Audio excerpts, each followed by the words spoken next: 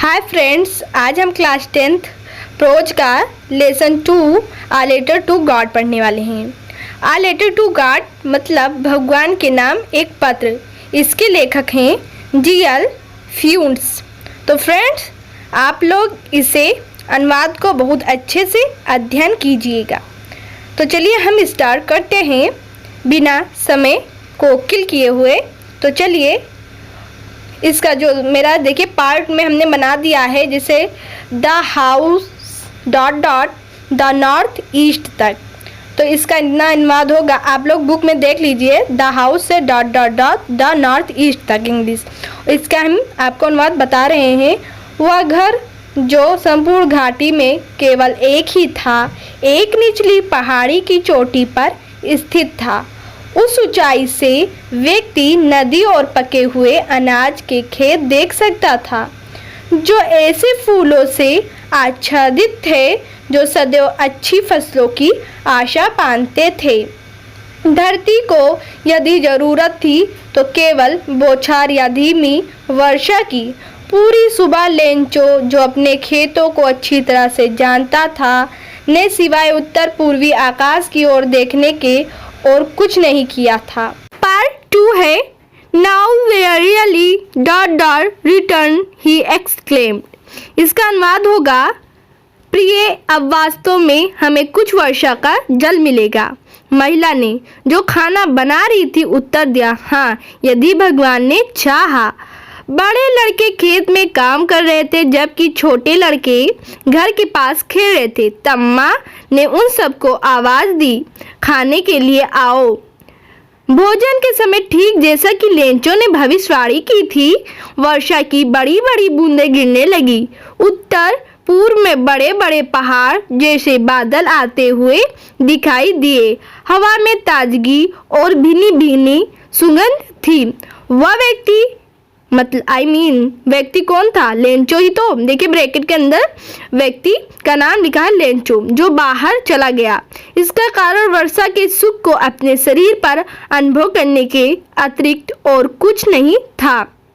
और अब जब वह वापस आया तो वह विस्मय से बोला, है हमारा दीज आरंट या आर नॉट कहिए, दोनों सही है। Rain drops dot dot ones are fives. इसका अनुवाद है, ये आकाश से गिर रही वर्षा की बूंदें नहीं हैं, ये नए सिक्के हैं। बड़ी बूंदें 10 सेंट के सिक्के हैं और छोटी बूंदें 5 सेंट के हैं। आगे हम देखेंगे क्या है। तो पार्ट मेरा 4 है, with a satisfied dot dot said to his sons। इसका अनुवाद है, एक संतुष्ट भाव से उसने अपने पके अनाज से भरे खेतों को वर्षा की चादर से ढका हुआ देखा, परंतु अकस्मात तेज हवाएं चलने लगी।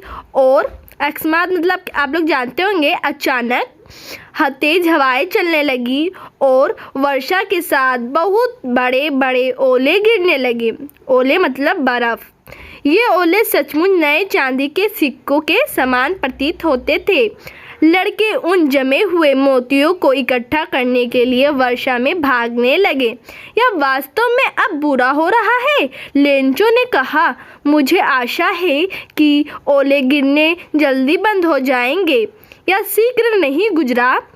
1 घंटे तक ओले मकान, बाग, पहाड़ी के ढलान, अनाज के खेत, संपूर्ण घाटी पर गिरते रहे। पूरा खेत सफ़ेद हो गया, जैसा कि नमक से ढक गया हो। वृक्षों पर एक भी पत्ता नहीं बचा। अनाज पूर्णतया नष्ट हो गया, पौधों से फूल झड़ गए। लेंचो की आत्मा दुखी होगी जब तूफान थम गया। वह अपने खेत के बीच खड़ा था और उसने अपने बेटों से कहा, क्या कहा ये फ्रेंड? नेक्स्ट देखते हैं। पैराग्राफ हमारा 5 है। इसका अनुवाद होगा, एक टिड्डी दल के हमले के बाद भी इससे अधिक बच गया होता। किसने कहा? लेंचो ने अपने बेटों से कहा। ओलों ने कुछ नहीं छोड़ा, ईश्वर हमें अनाज नहीं मिलेगा। वह रात बहुत दुख भरी थी। हमारी सारी मेहनत का कोई लाभ नहीं हुआ। कोई नहीं जो हमारी सहायता करे। हम सब इस वर्ष भूखे रहेंगे। परंतु उन सबके दिलों में जो इस घाटी के मध्य उस अकेले मकान में रहते थे केवल एक ही आशा थी, भगवान से सहायता। इतना परेशान मत हो, यद्यपि ऐसा प्रतीत होता है कि यह सर्वनाश है। याद रखो, भूख से कोई नहीं मरता। कहते तो ऐसा ही है, भूख से कोई नहीं मरता। सारी रात लेंचो एकमात्र आशा के बारे में सोचता रहा, भगवान की सहायता, जिसकी आंखें जैसा कि उसे शिक्षा दी गई थी सब कुछ देखती हैं, यहाँ तक कि अंतःकरण को भी। लेंचो मनुष्य होते हुए भी एक बैल था जो खेतों में एक पशु की तरह काम करता था, किंतु फिर भी वह लिखना जानता था। अगले रविवार को सवेरे वह एक पत्र लिखने लगा, जिसे वह स्वयं शहर ले जाकर पत्र पेटिका में डाले। भगवान के नाम एक पत्र से कम नहीं था।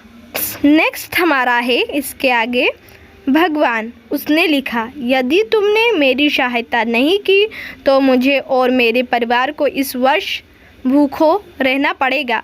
मुझे अपने खेत में दोबारा बीज बोने के लिए तथा अगली फसल आने तक गुजारा करने के लिए 100 पीसोज चाहिए, क्योंकि ओलों के तूफान कार से उसने सारी अपनी घटना को उस पत्र में लिख दिया और लिफाफे पर उसने लिखा। भगवान को पत्र को लिफाफे में डाला और दुखी सा शहर चला गया। डाकघर पहुंचकर उसने लिफाफे पर टिकट लगाया और इसे पत्र पेटिका में डाल दिया।